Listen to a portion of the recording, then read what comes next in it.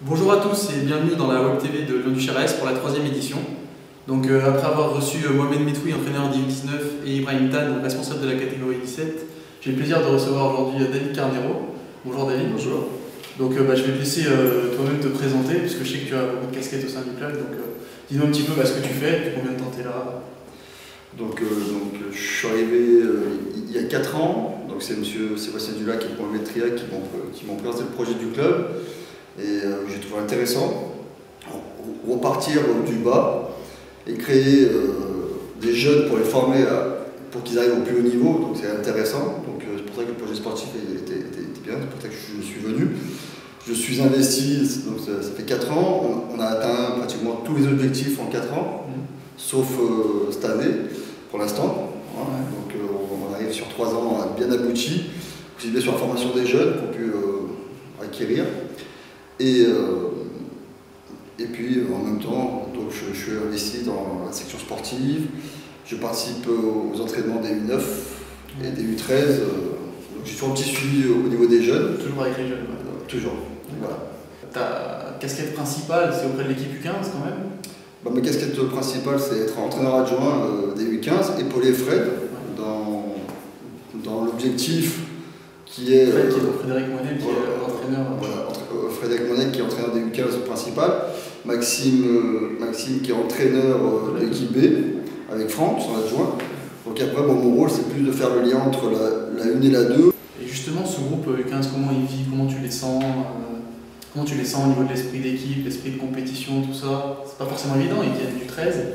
C'était du foot loisir un peu pour eux avant, là on les met dans la compétition. Est-ce que c'est difficile pour vous? Alors, pour les U15 première année, c'est toujours difficile, parce qu'ils veulent toujours jouer, en général ils viennent de U13 équipe première, et ils veulent jouer tout de suite en U15 1.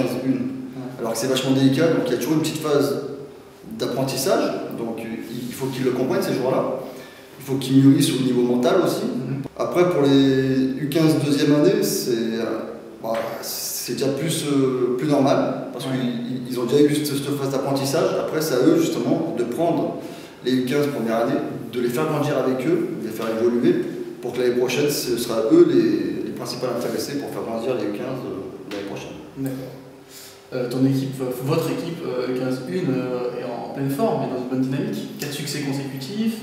2e place du championnat, toujours là en Coupe du Rhône. Est-ce que tu es surpris par tous ces bons résultats ou est-ce que c'est une suite logique finalement? Non, je ne suis pas surpris. Après, ça va être prétentieux. Quand ils étaient en U13 il y a 2 ans, voire 3 ans avec moi, donc on avait réussi un parcours extraordinaire. On avait atteint l'intergroupement, on avait atteint la finale de la Coupe Anaya. Donc on savait aussi bien moi que Fred qu'on avait des joueurs qui avaient un potentiel énorme. Ils sont talentueux. Très talentueux, mais comme je disais tout à l'heure, c'est le mental. Après, c'est le mental à eux de grandir, d'être plus rigoureux dans le travail, d'être moins laissé aller, on va dire, parce que c'est sûr qu'ils ont tendance à laisser aller, à pas trop se battre. Là, on a eu une belle réaction depuis le mois de janvier, comme tu as dit, 4 victoires consécutives. Ça continue. Voilà, on leur dit que c'est bien.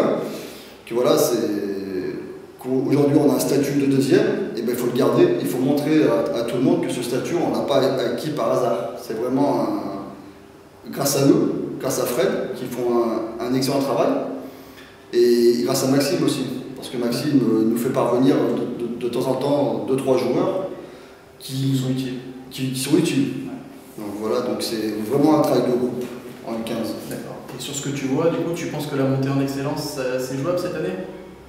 Si on continue dans la même dynamique qu'on a atteint aujourd'hui, la montée est largement jouable et largement à notre portée. Parce qu'on a bien vu contre une équipe Jonas, qui était deuxième. On a vu un groupe concentré du début à la fin, qui a fait bloc.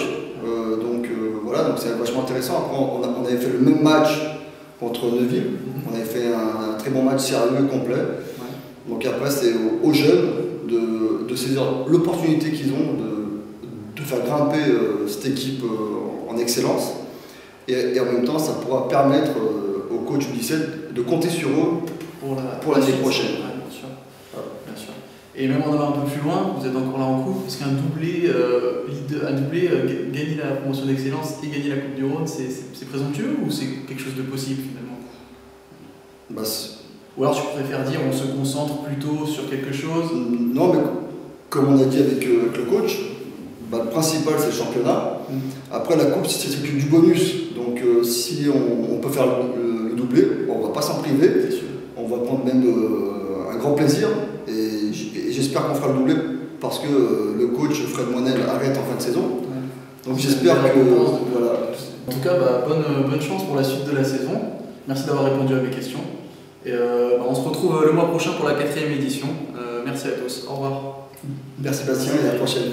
Au revoir.